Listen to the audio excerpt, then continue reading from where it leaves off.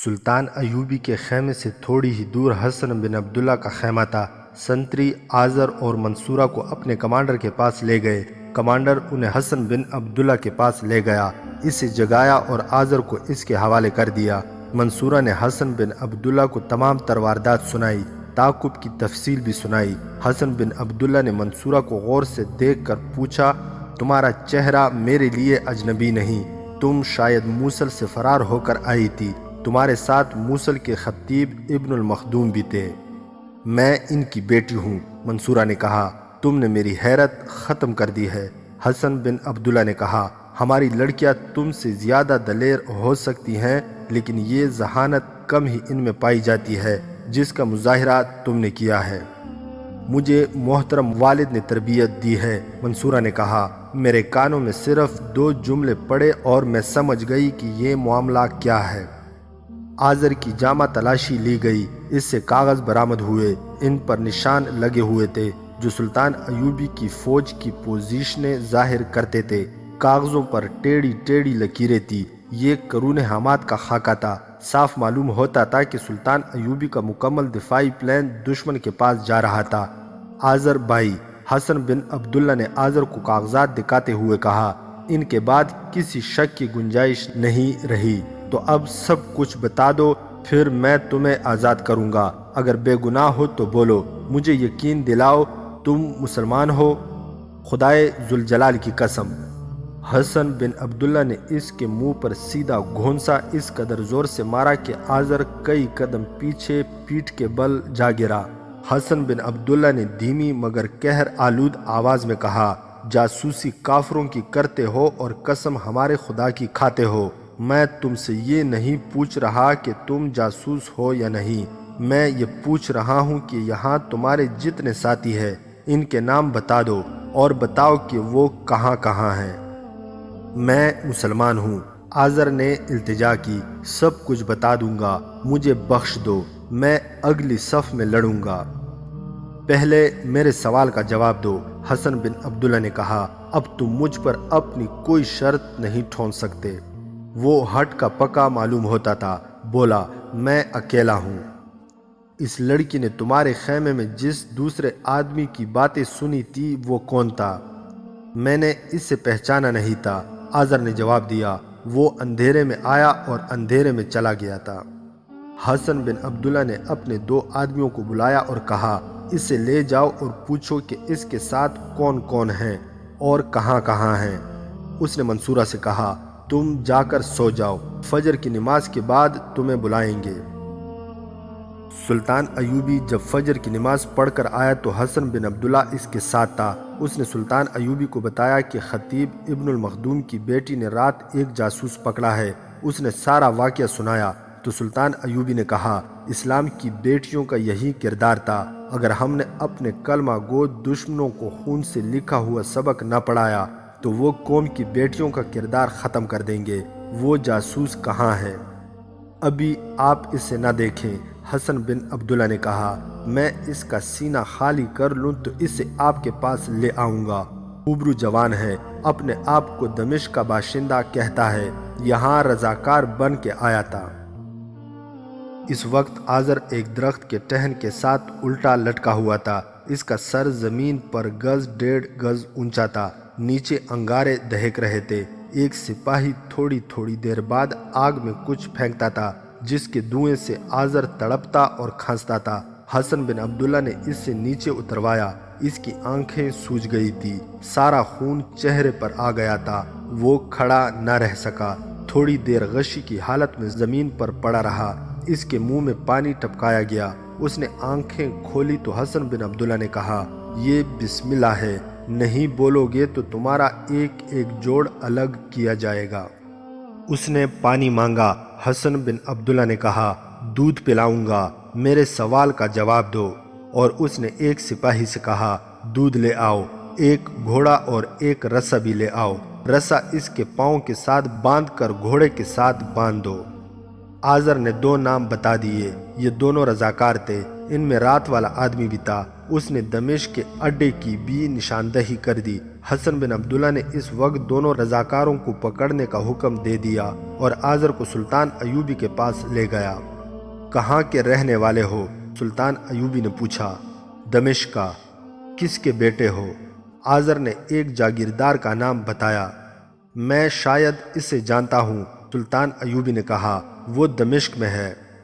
جب الملک الصالح کی فوج دمشق سے بھاگی تھی تو وہ بھی حلب چلا گیا تھا اور تمہیں جاسوسی کے لیے پیچھے چھوڑ گیا تھا، سلطان ایوبی نے کہا۔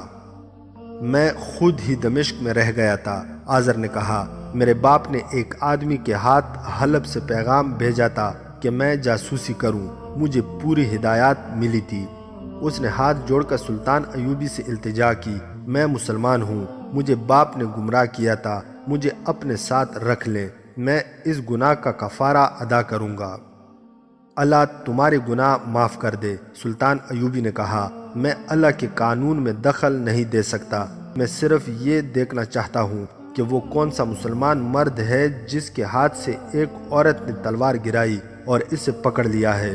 تم نے یہاں کیا کیا دیکھا ہے؟ میں نے یہاں بہت کچھ دیکھ لیا تھا، آذر نے کہا۔ باقی معلومات میرے ان دو ساتھیوں نے دی تھی جو یہاں پہلے سے موجود تھے۔ مجھے کہا گیا تھا کہ یہ دیکھوں کہ منجنیق اور تیر انداز کہاں ہیں، میں نے یہ دیکھ لیے تھے۔ تم سے پہلے تمہارا کوئی ساتھی یہ معلومات لے کر یہاں سے گیا ہے؟ سلطان ایوبی نے پوچھا۔ نہیں، آذر نے جواب دیا، ہم تینوں کے سوا یہاں اور کوئی نہیں۔ تمہیں احساس ہے کہ تم کتنے خوبرو اور وجیہ جوان ہو؟ سلطان ایوبی نے پوچھا۔ اور کیا تم جانتے ہو کہ ایک لڑکی نے تمہیں کس طرح گرا لیا تھا؟ اگر وہ پیچھے سے میرے دونوں ٹخنے نہ پکڑ لیتی تو میں نہ گرتا، تم پھر بھی گر پڑتے، سلطان ایوبی نے کہا۔ جس کا ایمان فروخت ہو چکا ہوتا ہے وہ بڑی آسانی سے گرا کرتے ہیں، اور وہ تمہاری طرح منہ کے بل گرا کرتے ہیں۔ تم حق والوں اور ایمان والوں کے ساتھ ہوتے تو 10 کافر مل کر بھی تمہیں نہ گرا سکتے۔ اصل قوت بازو اور تلوار کی نہیں، ایمان کی ہوتی ہے۔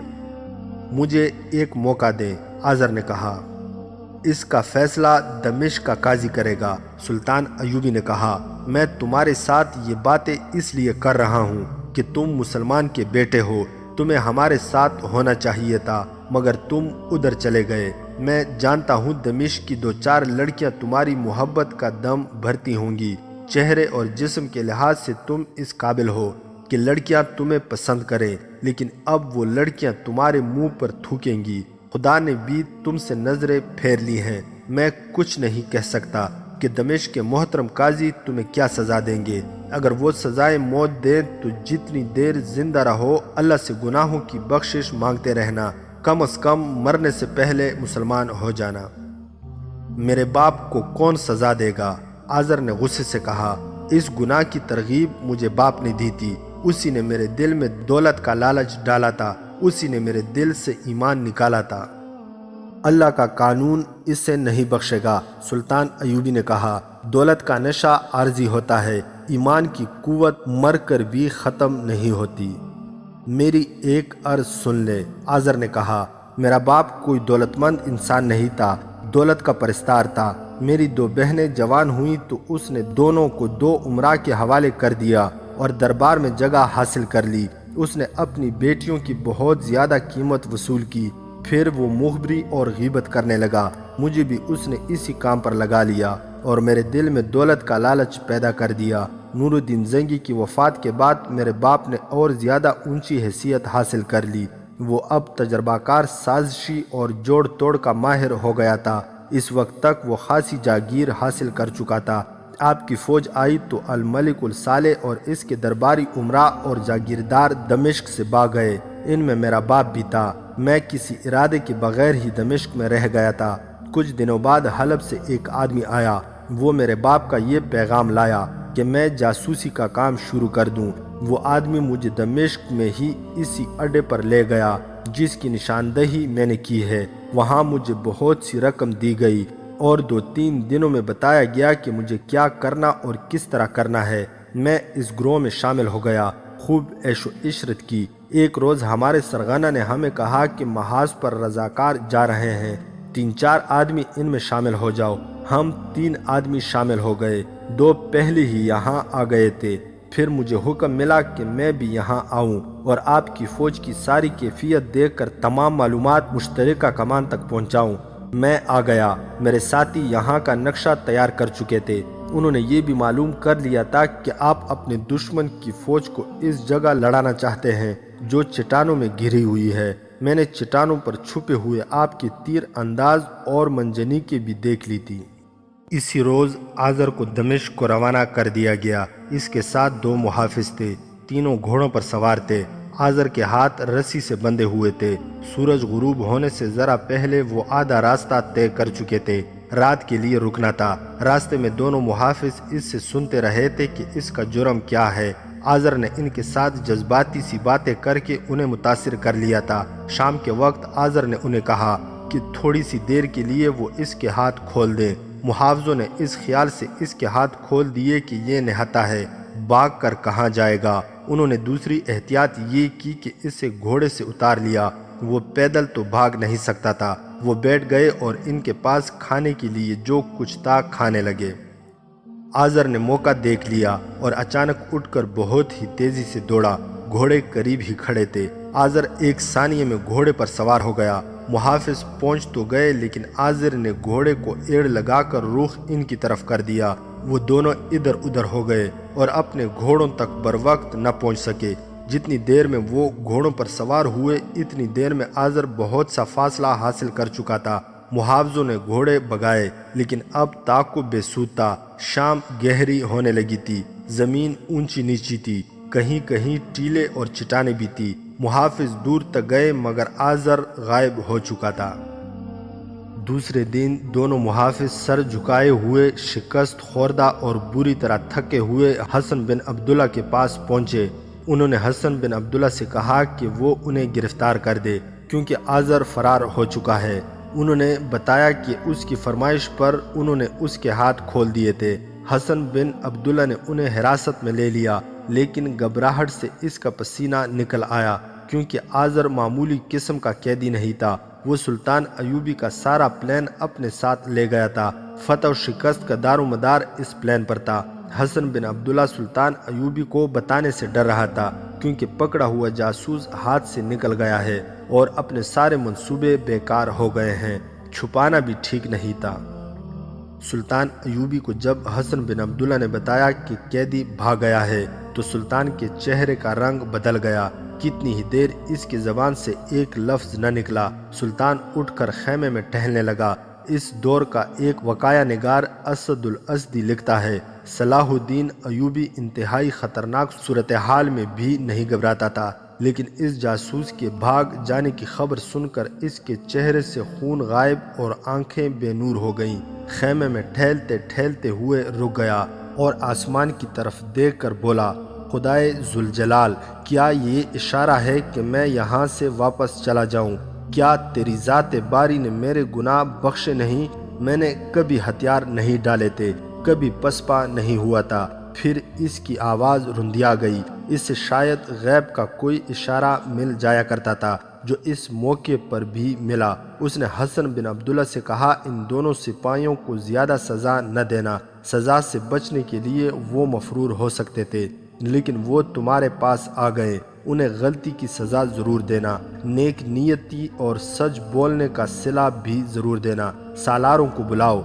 इसके चेहरे पर रौनक और आंखों में चमक उठ कर आई। 3 सालार आ गए। सुल्तान अयूबी ने इनसे कहा, वो जासूस भाग गया है जिसके पास दिफाई मंसूबा था। उसने जो नक्शे बनाए थे वो हमारे पास रह गए हैं। उसने अपनी आंखों से बहुत कुछ देख लिया था और इसे ये भी मालूम हो गया था कि हम दुश्मन को कहाँ कहाँ लाकर लड़ाना चाहते हैं। भागने वाले के 2 साथी अभी हमारे पास हैं। हसन बिन अब्दुल्ला उन्हें अभी यहीं रखना चाहता था। अभी हमारे लिए सूरत ये पैदा हो गई है कि हमने दुश्मन के लिए जो फंदा तैयार किया था वो बेकार हो गया है।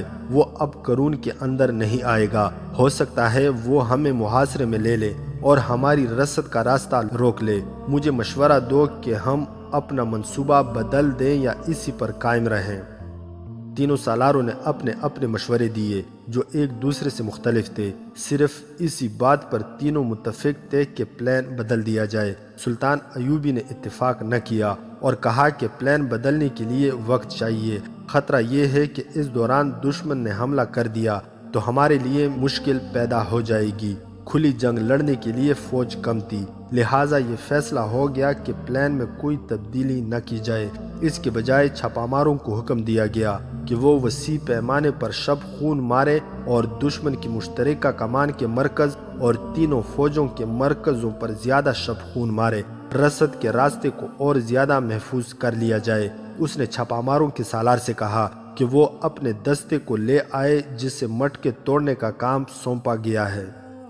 سالار نئے احکام لے کر چلے گئے۔ سلطان ایوبی نے یہ احکام خود اعتمادی سے دیے تھے، لیکن وہ بہت پریشان تھا۔ اسے پورا یقین تھا کہ بھاگنے والے جاسوس نے اس کا سارا پلان تباہ کر دیا ہے اور اب معلوم نہیں کیا ہوگا۔ کچھ دیر بعد 12 چھاپہ ماروں کا ایک جیش اس کے سامنے لایا گیا۔ صلیبیوں نے حلب والوں کو آتش گیر مادے کے جو مٹکے بھیجے تھے وہ میدان جنگ میں لائے گئے تھے۔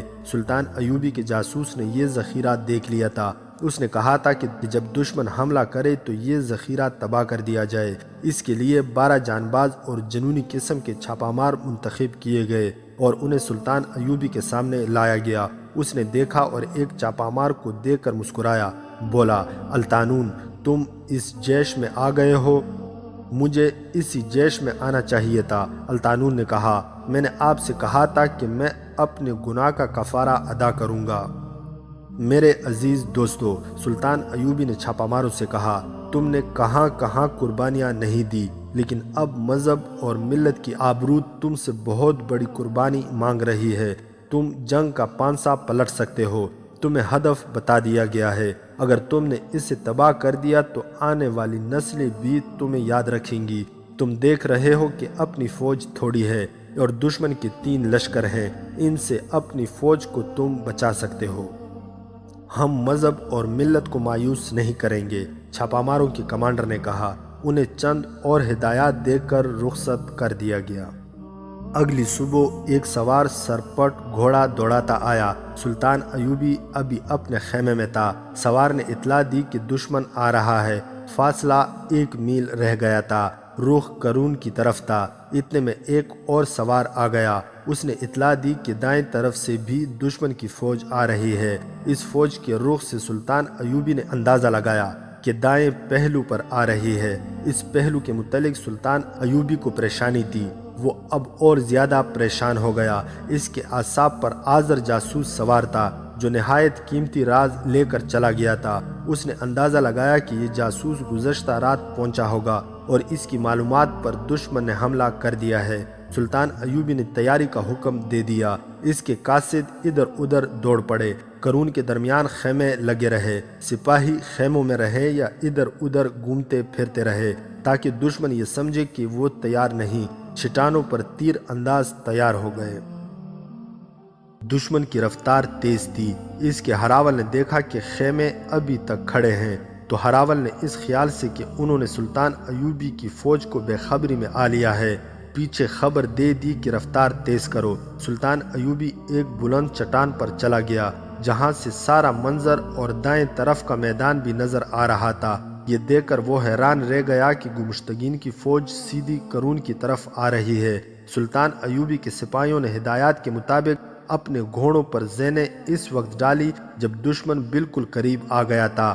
پیادوں نے آگے بڑھ کر چند ایک تیر چلائے۔ ادھر سے للکار سنائی دینے لگی، کچل دو، کسی کو زندہ نہ چھوڑو، صلاح الدین ایوبی کو زندہ پکڑو، سر کاٹ لو۔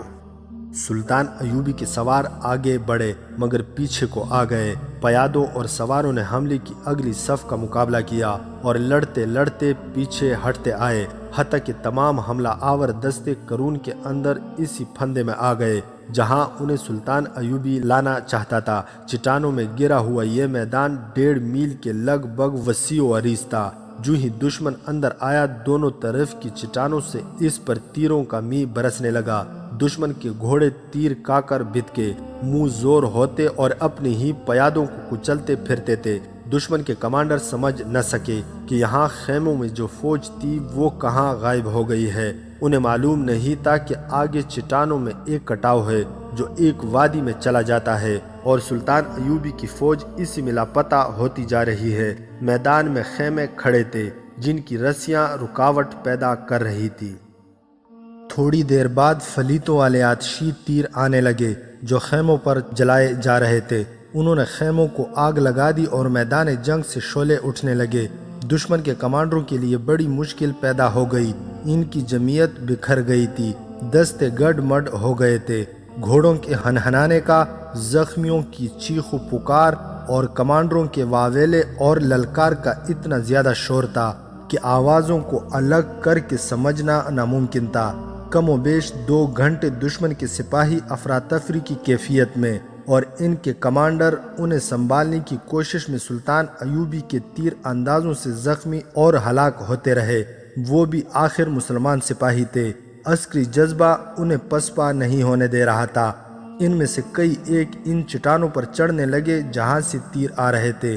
یہ ان کی دلیری کا مظاہرہ تھا، لیکن اوپر سے آئے ہوئے تیر انہیں پتھروں کی طرح لڑکا رہے تھے۔ بہت ہی مشکل سے دشمن کے دستوں کو پیچھے ہٹنے کا حکم دیا گیا۔ انہیں پیچھے ہٹنا ہی تھا، مگر پیچھے ہٹے تو انہیں پتہ چلا کہ عقب میں سلطان ایوبی کی فوج کھڑی ہے۔ اعلان ہونے لگے، ہتھیار ڈال دو، تم ہمارے بھائی ہو، ہم تمہیں ہلاک نہیں کریں گے۔ ان اعلانات کے ساتھ ساتھ گھوڑے بڑھتے اور پھیلتے آ رہے تھے۔ گمشتگین کے گرے ہوئے سپاہیوں میں اب لڑنے کا دم خم نہیں رہا تھا۔ ان میں سے آدھے مارے گئے یا زخمی ہو گئے تھے۔ جو زندہ تھے ان پر دہشت طاری ہو گئی تھی۔ وہ کچھ اور توقع لے کر آئے تھے۔ انہیں بتایا گیا تھا کہ یہ بڑی سہل فتح ہوگی، مگر ان کے لیے میدان جنگ جہنم بن گیا۔ انہوں نے ہتھیار پھینکنے شروع کر دیے۔ سلطان ایوبی کی یہ چال تو کامیاب رہی، لیکن دوسری طرف دشمن نے اس کے لیے مشکل پیدا کر دی۔ یہ دائیں پہلو کا وہی میدان تھا جس کے متعلق اسے شروع سے ہی فکر تھی۔ اس طرف سے صحرائی آندھی کی طرح دشمن کی فوج آ رہی تھی۔ اس کے مقابلے میں سلطان ایوبی کے مختصر سے 2 دستے تھے۔ حملہ آوروں کے جھنڈے نظر آنے لگے۔ یہ حلب کی فوج تھی۔ سلطان ایوبی نے حلب کا محاصرہ کر کے اس فوج کے جوہر دیکھے تھے۔ اس سے معلوم تھا کہ یہ فوج گمشتگین اور سیف الدین کی فوج سے مختلف ہے۔ فنی مہارت اور شجاعت کے لحاظ سے یہ فوج یقیناً برتر تھی۔ سلطان نے اپنے آپ کو کبھی خوش فہمیوں میں مبتلا نہیں کیا تھا۔ وہ فوراً جان گیا کہ اس کے یہ دستے اس فوج کو نہیں روک سکیں گے۔ وہ اپنے ریزرو کو ابھی استعمال نہیں کرنا چاہتا تھا۔ اس نے دماغ کو حاضر رکھا۔ اپنے پاس کھڑے سالاروں کو اس نے کوئی ہدایات دے کر بھیج دیا۔ اس نے ریزرو ٹروپس کے علاوہ منتخب سواروں کا ایک دستہ اپنے ساتھ رکھا ہوا تھا۔ اس طرف والی چٹان پر جو تیر انداز تھے، ان کے کمانڈر کو حکم بھیجا کہ قرون سے ہٹ کر منہ پیچھے کر لے اور اسی پوزیشن سے نئے حملہ آوروں کو نشانہ بنائے۔ اس نے اپنے منتخب سواروں کے کمانڈروں کو حکم دیا کہ دستہ میدان میں لاؤ، میں خود کمان کروں گا۔ نہایت تھوڑے وقت میں وہ چٹان سے اترا۔ اس کا دستہ تیار تھا۔ وہ بھی میدان میں آ گیا۔ سلطان ایوبی میدان جنگ میں اپنا جھنڈا نہیں لہرایا کرتا تھا تاکہ دشمن کو پتہ نہ چل سکے کہ وہ کہاں ہے، لیکن اس موقع پر اس نے بلند آواز سے کہا، میرا جھنڈا اونچا رکھو۔ قاضی بہاؤالدین شداد اپنی یادداشتوں میں لکھتا ہے، اس معرکے میں اپنا جھنڈا چڑھا کر صلاح الدین ایوبی اپنے دستوں کو بتانا چاہتا تھا کہ ان کی کمان اور قیادت سلطان خود کر رہا ہے، اور وہ حلب کے حملہ آوروں کو بھی بتانا چاہتا تھا ان کا مقابلہ صلاح الدین کے ساتھ ہے۔ سلطان ایوبی نے اشارے اور الفاظ مقرر کر رکھے تھے۔ اس نے نہایت تیزی سے سواروں کو اس ترتیب میں کر لیا کہ 2 گھوڑے آگے، 4 پیچھے، ان کے پیچھے 6، ان کے پیچھے 8 اور باقی تمام 8 کی ترتیب میں رہے۔ لیکن اس نے ترتیب کہیں کھڑے ہو کر نہیں بنائی، بلکہ 3-4 صفوں میں دوڑتے گھڑ سواروں کو اس ترتیب میں ہونے کا حکم دیا تھا۔ سامنے سے دشمن صف در صف پھیلا ہوا آ رہا تھا۔ قریب جا کر سلطان ایوبی کے سوار اس ترتیب میں ہو گئے۔ تصادم اس طرح ہوا کہ یہ گھڑ سوار ایک کیل کی طرح دشمن کے لشکر میں داخل ہو گئے۔ سلطان ایوبی اس ترتیب کے درمیان میں تھا۔ دشمن کے گھڑ سوار دائیں بائیں سے آگے نکل گئے راستے میں جو آیا اس سے برچیوں سے مجروح کرتے گئے۔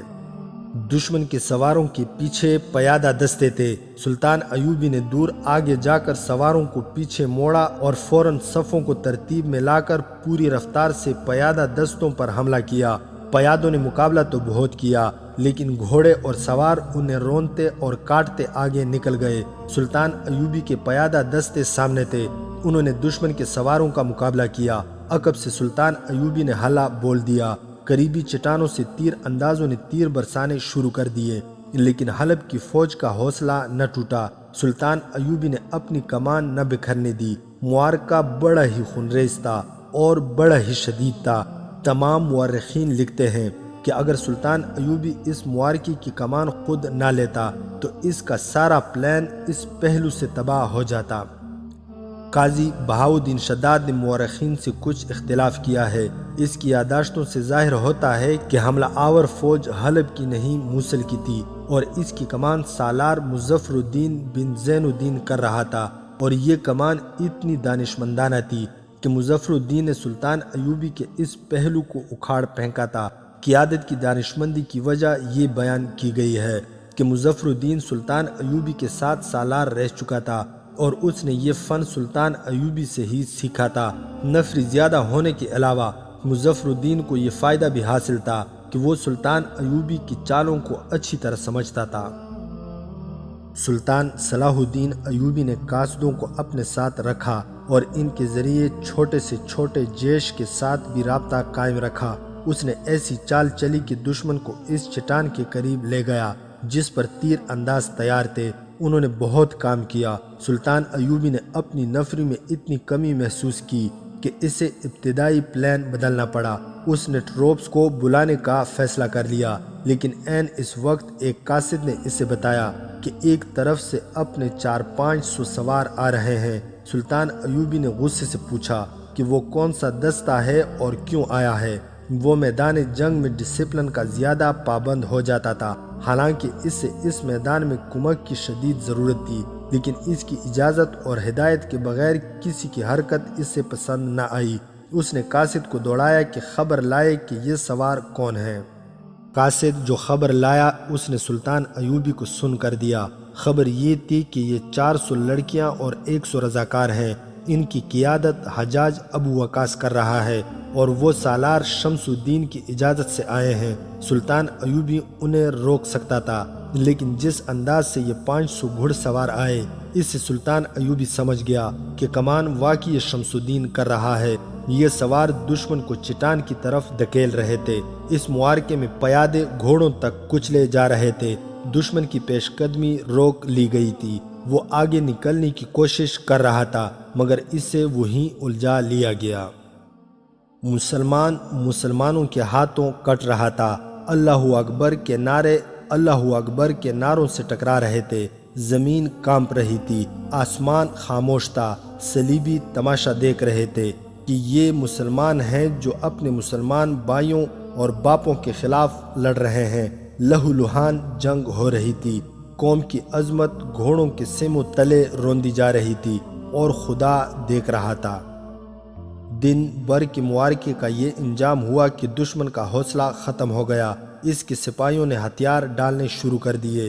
وہ نیم محاصرے میں آ گئے تھے۔ سالار نکل گئے۔ رات زخمیوں کے واویلے سے لرزتی رہی۔ دن بھر کی تھکی ہوئی لڑکیاں رات کو زخمیوں کو اٹھاتی رہی۔ صبح ہوئی تو اس میدان کا منظر بھیانک اور ہولناک تھا۔ دور دور تک لاشیں بکھری ہوئی تھی، گھوڑے مرے پڑے تھے، جنگی قیدیوں کو دور پرے لے گئے تھے۔ ان لاشوں میں لڑکیوں کی جو لاشیں تھی وہ اٹھا لی گئی تھی۔ بادشاہی کا نشہ انسان کو اس سطح پر لے آتا ہے جہاں ایک انسان اپنی قوم کو 2 دھڑوں میں کاٹ کر انہیں آپس میں لڑا دیتا ہے۔ سلطان صلاح الدین ایوبی نے میدان جنگ کا منظر دے کر کہا، اپنے بھائی اپنی بہنوں کی عصمت دری کرتے ہیں۔ اگر ہم نے بادشاہی کے رجحان کو ختم نہ کیا تو کفار اس قوم کو قوم کے سربراہوں کے ہاتھوں آپس میں لڑا لڑا کر ختم کر دیں گے۔ قرون حماد اور اس کے پہلو کا معرکہ ختم ہو گیا تھا۔ جنگ ابھی جاری تھی۔ معرکے کی رات 12 چھاپہ مار حلب کی فوج کے اس ذخیرے تک پہنچ چکے تھے جہاں آتش گیر مادے کے مٹکے رکھے تھے۔ رات کے وقت مٹکے کھول کر اس سے کپڑے بھگوئے جا رہے تھے جن کے گولے بنا کر منجنیقوں سے پھینکے تھے۔ ہانڈیاں بھی بھر بھر کر سربمر کی جا رہی تھی۔ ابھی ایک فوج ریزرو میں تھی۔ اسے اطلاع مل گئی تھی کہ دونوں فوجوں کے حملے ناکام ہو چکے ہیں، لہٰذا یہ فوج آخری حملے کے لیے تیار ہو رہی تھی۔ حملے کی کامیابی کے لیے آگ پھینکنے کا فیصلہ کیا گیا تھا۔ سلطان ایوبی کے 12 چھاپہ ماروں نے اپنا ہدف دیکھ لیا تھا۔ ان میں سے 4-5 کے پاس کمانیں تھی اور فلیتے والے تیر بھی تھے۔ وہ گھوڑوں سے اتر کر آگے چلے گئے۔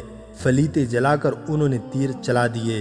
یک لخت شعلے بلند ہوئے اور وہاں ہڑبونگ بپا ہو گئی۔ چھاپہ ماروں کو بتایا گیا تھا کہ مٹکے بے شمار ہیں۔ وہاں بگدڑ مچی تو چھاپہ ماروں نے ہلا بول دیا۔ شعلوں سے وہاں بہت روشنی ہو گئی تھی۔ چھاپہ ماروں کو محفوظ مٹکے بھی نظر آ گئے۔ انہوں نے اپنی برچھیوں کے ساتھ ہتھوڑیوں کی طرح لوہے کے ٹکڑے باندھ رکھے تھے۔ دوڑتے گھوڑوں سے انہوں نے مٹکے توڑنے شروع کر دیے۔ ان میں سے ایک نے آگ لگانے کا انتظام کر دیا۔ دشمن نے انہیں گھیرے میں لینے کی کوشش کی۔ یہ ایک خونریز معرکہ تھا۔ 12 جان باز سینکڑوں کے نرغے میں لڑ رہے تھے۔ شعلے ہر طرف پھیل گئے تھے۔ سارے کیمپ پر دہشت طاری ہو گئی۔ گھوڑے اور اونٹ رسیاں توڑا کر بھاگنے لگے۔ جہاں سلطان ایوبی کی فوج تھی وہاں ایک چٹان پر کھڑے کسی آدمی نے چلا کر کہا، آسمان جل رہا ہے، خدا کا قہر نازل ہو رہا ہے۔ سلطان صلاح الدین ایوبی کو اطلاع ملی تو وہ دوڑتا ایک چٹان پر جا چڑھا۔ اسے دشمن کے کیمپ کی طرف سے آسمان لال سرخ ہوتا نظر آیا۔ اس کے منہ سے بے ساختہ نکلا، آفرین آفرین، اللہ تمہیں صلہ دے۔ موصل کی فوج فوری طور پر جوابی حملے کے قابل نہ رہی۔ سلطان ایوبی کے چھاپہ مار سرگرم ہو گئے۔ انہوں نے 3 راتیں گمشتگین، سیف الدین اور الملک الصالح کے کیمپوں میں اتنی تباہی مچائی کہ ان کے مرکز بھی ہل گئے۔ آخر انہوں نے کسی اور طرف سے حملے کا فیصلہ کر کے کوچ کا حکم دیا۔ تب انہیں پتہ چلا کہ ان کے عقب میں سلطان ایوبی کی فوج آ چکی ہے۔ یہاں سلطان ایوبی نے اپنی مخصوص چالوں سے دشمن کو بے حال کر دیا۔ وہ مارتا بھی نہیں تھا، چھوڑتا بھی نہیں تھا۔ یہ جنگ ضرب لگاؤ اور بھاگوں کے اصول پر لڑی جا رہی تھی۔ دشمن کی فوج بکھرتی جا رہی تھی اور اس کے سپاہی بکھر بکھر کر ہتھیار ڈالتے جا رہے تھے۔ یہی سلطان ایوبی کا مقصد تھا۔ 19 رمضان المبارک 570 ہجری یعنی 13 اپریل 1175 کی صبح سحری سے فارغ ہوتے ہی سلطان ایوبی نے اپنے پلان کی آخری کڑی پر عمل کیا، جس کی ہدایت وہ 1 روز پہلے جاری کر چکا تھا۔ اس نے کھلا حملہ کر دیا۔ کوئی قابل ذکر مزاحمت نہ ہوئی۔ سلطان ایوبی وہاں تک جا پہنچا جہاں گمشتگین اور سیف الدین کی خیمہ گاہیں تھی، مگر وہ دونوں غائب تھے۔ وہ ایسی بزدلی سے بھاگے کہ اپنی ذاتی خیمہ گاہیں جن سے جنگل میں منگل بنا ہوا تھا جوں کی توں چھوڑ گئے۔ حرم کی لڑکیاں، ناچنے گانے والیاں اور ان کے سازندے وہی تھے۔ سلطان ایوبی کی فوج گئی تو لڑکیاں خوف سے ادھر ادھر بھاگنے لگی۔ انہیں پکڑ کر سلطان ایوبی کے سامنے لے جایا گیا۔ اس نے ان تمام کو رہا کر کے دمشق بھیجنے کا انتظام کر دیا۔ دلچسپ خیمہ گاہ والی یہ موصل سیف الدین کی تھی۔ وہاں لڑکیوں کے علاوہ خوشنما پنجرے بھی تھے جن میں رنگ برنگے پرندے بند تھے۔ اس رات سلطان صلاح الدین ایوبی کے سامنے ایک اور لڑکی لائی گئی جو دشمن کے اس کیمپ میں لاشوں کو پہچانتی پھر رہی تھی، جس پر سلطان صلاح الدین ایوبی کے چھاپہ ماروں نے شب خون مارا اور آتش گیر مادے کے مٹکے تباہ ہو گئے تھے۔ سلطان صلاح الدین ایوبی نے اسے پہچان لیا اور کہا، تم میرے ایک جاسوس الطانون کے ساتھ ہرن سے آئی تھی؟ جی ہاں، اس نے کہا، میرا نام فاطمہ ہے، میں لڑکیوں کی فوج کے ساتھ دمشق سے آئی ہوں۔ وہ زخمی بھی تھی۔ کہنے لگی، مجھے معلوم ہو گیا تھا کہ الطانون یہاں شبخون مارنے آیا تھا، اس کی لاش ڈھونڈ رہی ہوں۔ نہ ڈھونڈو، سلطان ایوبی نے کہا، وہ بھی کہتا تھا کہ چھاپہ ماروں کی لاشیں نہیں ملا کرتی۔ فاطمہ نے اداس لہجے میں کہا، اس نے مجھے کہا تھا کہ آؤ ایک دوسرے کو فرض پر قربان کر دیں۔ مجھے خوشی ہے کہ اس نے گناہ کا کفارہ ادا کر دیا ہے۔ میرا فرض ابھی باقی ہے۔ میں گمشتگین کو قتل کرنے آئی۔ اس لڑکی کی جذباتی حالت دیکھ کر کوئی بھی اپنے آنسو نہ روک سکا۔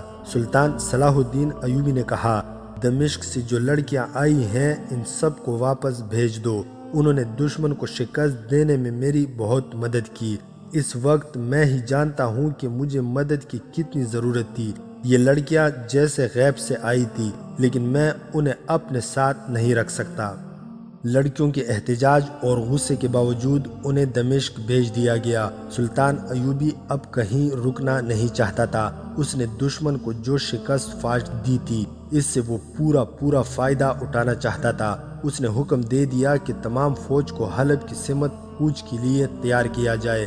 اپنے سالاروں کو وہ اگلے پلان کے متعلق بتا رہا تھا۔ ایک گھڑ سوار گھوڑا دوڑاتا آ رہا تھا۔ اس کے ہاتھ میں برچھی تھی اور برچھی میں کوئی چیز اڑسی ہوئی تھی۔ وہ قریب آیا تو سلطان صلاح الدین ایوبی کے باڈی گارڈوں نے اسے روک لیا۔ سلطان ایوبی نے دیکھا کہ سوار نے کسی انسان کا سر برچھی میں اڑسا ہوا تھا۔ سلطان ایوبی نے اس سے آگے آنے کی اجازت دے دی۔ وہ عازر بن عباس تھا، وہی جاسوس جو دمشق جاتے ہوئے محافظوں کی حراست سے بھاگ گیا تھا۔ اس نے گھوڑے سے اتر کر برچھی سے سر اتارا اور سلطان ایوبی کے قدموں میں پھینک کر کہا، میں آپ کا مفرور قیدی ہوں۔ میں نے کہا تھا کہ مجھے بخش دیں، میں گناہوں کا کفارہ ادا کروں گا۔ آپ نے میری عرض نہ مانی۔ میں نے راستے میں سوچا کہ مجھے جاسوس باپ نے بنایا اور میرے دل میں دولت کا لالچ پیدا کیا۔ میں صرف اسی کام کے لیے بھاگا تھا۔ میں حلب گیا، اپنے باپ کو قتل کیا اور اس کا سر کاٹ کر لے آیا ہوں۔ اگر اس سے میرے گناہوں کا کفارہ ادا نہیں ہوتا تو مجھے پھر قید کر لے اور اس طرح میرا سر کاٹ کر پھینک دے۔ سلطان ایوبی نے اسے حسن بن عبداللہ کے حوالے کر دیا اور کہا، اسے اگر قابل اعتماد سمجھا جا سکتا ہے تو اس کے متعلق کوئی فیصلہ کیا جائے گا۔ اس نے میرے ایک سوال کا جواب دے دیا ہے۔ میں آج تک سوچتا رہا ہوں کہ دشمن کا جاسوس پوری معلومات لے گیا تھا، پھر بھی دشمن میرے پھندے میں آ گیا۔ اب معلوم ہوا کہ یہ خبر دینے نہیں بلکہ اپنے باپ کو قتل کرنے گیا تھا۔ اس سے اگلے دن سلطان صلاح الدین ایوبی خیمے میں سویا ہوا تھا۔ باہر بہت سے آدمیوں کی باتوں سے اس کی آنکھ کھل گئی۔ باہر کوئی جھگڑا ہو رہا تھا۔ سلطان ایوبی نے دربان کو اندر بلا کر پوچھا کہ باہر کیا ہو رہا ہے۔ دربان نے بتایا کہ 9 آدمی آپ کی محافظ دستی کی وردیاں پہنے اور آپ کا جھنڈا اٹھائے آئے ہیں۔ کہتے ہیں کہ وہ دمشق سے آئے ہیں۔ یہ رضاکار آپ کی محافظ دستے میں شامل ہونا چاہتے ہیں۔ انہیں روکا تو کہتے ہیں کہ وہ اتنی دور سے عقیدت اور جذبے سے آئے ہیں، وہ آپ سے ملنا چاہتے ہیں۔ یہ شیخ سنان اور گمشتگین کے بھیجے ہوئے فدائی قاتل حشیشین تھے۔ ان کی چال کامیاب ہو گئی۔ سلطان ایوبی نے دربان سے کہہ دیا کہ انہیں اندر بھیجو۔ ان سے برچیاں باہر رکھوائی گئی۔ وہ خیمے میں گئے اور فوراً ہی انہوں نے خنجر اور تلواریں نکال لی۔ سلطان ایوبی کے 2 محافظ بھی ان کے ساتھ آ گئے تھے۔ ایک فدائی نے سلطان ایوبی پر حملہ کیا۔ سلطان نے پھرتی سے حملہ روک لیا اور اپنی تلوار اٹھا لی۔ پہلی ہی وار سے اس نے حملہ آور کا پیٹ چاک کر دیا۔ خیمے میں جگہ تھوڑی تھی۔ دوسرے فدائیوں نے بھی سلطان ایوبی پر حملے کیے۔ دونوں محافظوں نے جم کر مقابلہ کیا۔ باہر سے دوسرے محافظ بھی آ گئے۔ خیمے کے اندر تلواریں اور خنجر ٹکرانے لگے۔ باڈی گارڈوں نے قاتلوں کو اپنے ساتھ الجھا لیا۔ وہ خیمے سے باہر آ گئے۔ سلطان ایوبی کی لمبی تلوار نے کسی کو قریب نہ آنے دیا۔ فدائیوں میں سے 5-6 مارے گئے، باقی بھاگنے لگے۔ انہیں زندہ پکڑ لیا گیا۔ خیمے کے اندر سے ایک فدائی نکلا۔ اس کے کپڑے خون سے لال ہو گئے تھے۔ سلطان ایوبی کی ادھر پیٹھ تھی۔ زخمی فدائی نے پیچھے سے سلطان پر حملہ کیا۔ ایک باڈی گارڈ نے بروقت دیکھ لیا۔ وہ چلایا، سلطان نیچے، اور حملہ آور کی طرف دوڑا۔ سلطان ایوبی فوراً بیٹھ گیا۔ قاتل کی تلوار ہوا کو کاٹتی سلطان کے اوپر سے گزر گئی۔ باڈی گارڈ نے فدائی کے پہلو میں برچی اتار دی۔ وہ تو پہلے ہی زخمیوں سے مر رہا تھا۔ وہ گرا اور مر گیا۔ سلطان ایوبی اس حملے سے بھی بال بچ گیا۔ بعض یورپی مورخوں نے لکھا ہے کہ سلطان ایوبی پر یہ قاتلانہ حملہ کرنے والے اس کے اپنے باڈی گارڈ تھے جو ایک عرصے سے اس کے ساتھ تھے، لیکن اس دور کے وقایع نگاروں کی تحریروں سے شکوک رفع ہو جاتے ہیں۔ بہاؤالدین شداد نے اور ایک مصری وقایع نگار محمد فریر ابو حدید نے لکھا ہے کہ یہ شیخ سنان کے بھیجے ہوئے 9 فدائی تھے جو حلف اٹھا کر آئے تھے کہ سلطان ایوبی کو قتل کر دیں گے ورنہ زندہ نہیں لوٹیں گے۔ وہ سلطان ایوبی کو تو قتل نہ کر سکے، البتہ ان میں سے زندہ کوئی بھی نہ لوٹا۔ جو زندہ رہے انہیں سزائے موت دے دی گئی۔ داستان ایمان فروشوں کی اگلی قسط آپ لوگ ہماری نیکسٹ ویڈیو میں ملاحظہ کر سکتے ہیں۔